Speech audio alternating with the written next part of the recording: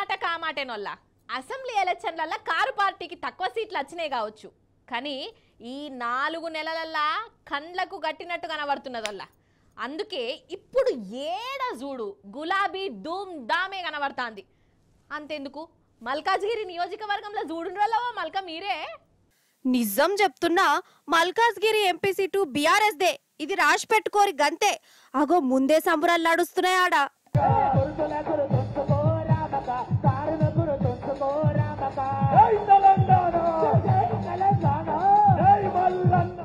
అగో మన జవహర్ నగర్ ఖ్యాతం ఉన్నట్టున్నది కదా మాటలల్లనే కాదు స్టెప్పులలో కూడా అక్క ధూమ్ ధామ్ చేస్తుంది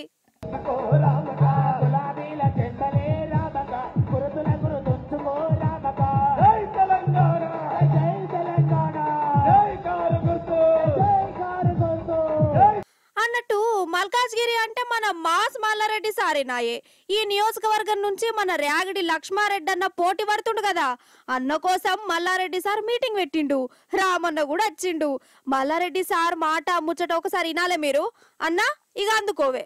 రెండు పార్టీలు కుట్ర బందినాయి కానీ ఏది ఏమైనా మన మేడ్చల్ మల్కాజ్గిరిలో 7 ఎమ్మెల్యేలు ఉన్నారు 7 కూడా మన బీఆర్ఎస్ పార్టీలో గెలిచారు కాబట్టి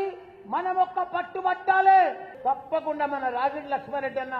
భారీ మెజార్టీ తోటి తప్పకుండా గెలుస్తాం కాంగ్రెస్ ప్రభుత్వం వచ్చింది ఇంత మోసం అని ఎప్పుడు ఊహించలే ఏదో మంచిగా చేస్తారేమో అడ్మినిస్ట్రేషన్ మంచిగా చేస్తారేమో కేసీఆర్ పరిపాలన 10 ఏళ్ళు చూసినాం కదా ఇది ఒక్క అవకాశం ఇద్దామని మోసపోయి అలా లబో దిబో మొత్తుకుంటారు అయ్యో మా కొంప మునిగింది ఆయన 4 నెలల 40 వేషాలు అయినాయి మమ్మల్ని నిండా ముంచింది కాంగ్రెస్ పార్టీ రేవంత్ రెడ్డి అని వాళ్ళు లబో దిబో మొత్తుకుంటారు చేతులు కాలినాక ఏం చేస్తాం మనం మల్లారెడ్డి సార్ చెప్పింది వాస్తవమా కాదా 10 ఏళ్ల తెలంగాణ 4 నెలలల్ల ఎట్లయితుందో చూస్తూనే ఉన్నాం మనం అన్నట్టు ఇప్పుడు మన రామన్న మాటిందాం అసలు కాంగ్రెస్ కోటేస్తే ఏమైతుందో చెప్పుకొచ్చిండు అగో ఎన్ని అబద్ధాలు చెప్పింది కాంగ్రెస్ పార్టీ అధికారంలోకి రావడానికి అరి చేతిలో వైకుంఠం చూపెట్టి 420 హామీలు ఇచ్చి ఇలా గద్దెనెక్కి కూర్చున్నాడు కాంగ్రెస్ పార్టీ ముఖ్యమంత్రి రేవంత్ రెడ్డి గారు డిసెంబర్ 9 నాడు నేను ముఖ్యమంత్రి అవుతున్నా కాంగనే 2 లక్షల రుణమాఫీ మీద సంతకం పెడతా పోయి బ్యాంకుకు పోయి 2 లక్షలు తెచ్చుకోండి అని చెప్పిన మాట మర్చిపోవద్దు అదేవిధంగా ఇంట్లో ఉండే కోడలి పిల్లలకు 2500 రూపాయలు ఇస్తా ఇంట్లో ముసలోళ్ళుంటే 4000 ఇస్తా ఇద్దరు ముసలోళ్ళుంటే ఇద్దరికి 4000 చొప్పున 8000 ఇస్తా అని మాట్లాడిన మాట మర్చిపోవద్దు మొదటి సంవత్సరంలోనే 2 లక్షల ఉద్యోగాలు ఇస్తా అని చెప్పిండు 100 రోజుల్లోనే 6 గ్యారెంటీలు అన్నాడు రైతులకు ఇచ్చిన ఒక్క హామీ కూడా అమలు చేయలే నేను సెక్రటేరియట్ లో లంకె బిందెలు ఉంటాయనుకొని వచ్చినా ఇక్కడ లంకె బిందెలు లేవు ఖాళీ కుండలు ఉన్నాయి అని మాట్లాడుతున్నాడు రేవంత్ రెడ్డి గారు అయ్యా రేవంత్ రెడ్డి గారు రుణమాఫీ ఏమైంది అంటే మెడల పేగులు వేసుకుంటా అంటాడు రేవంత్ రెడ్డి గారు మహాలక్ష్మి ఏమైందయ్యా అంటే జేబుల కత్తెర పెట్టుకొని తిరుగుతున్నా కట్ చేస్తా అంటాడు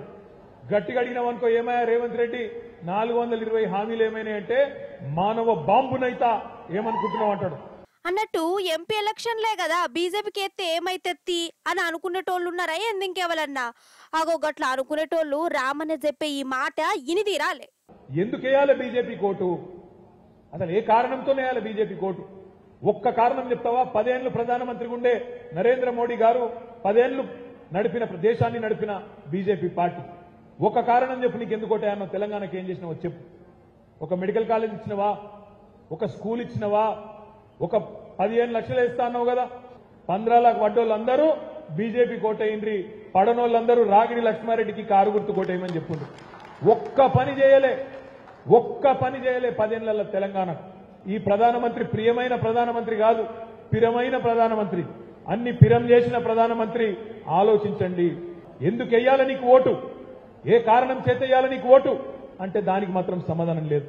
అది ముచ్చట కానీ ఏ మాట కామాటేనుల్లా అసెంబ్లీ ఎలక్షన్లప్పుడు బీఆర్ఎస్ వెనకబడితే పడొచ్చుగాక కానీ జనానికి కూడా ఇప్పుడు ఫుల్ క్లారిటీ వచ్చింది కాబట్టి ఈసారి ఎంపీ ఎలక్షన్లల్లా గులాబీ జెండా రెపరెపలాడుడు ఖాయమని అంటుర్రు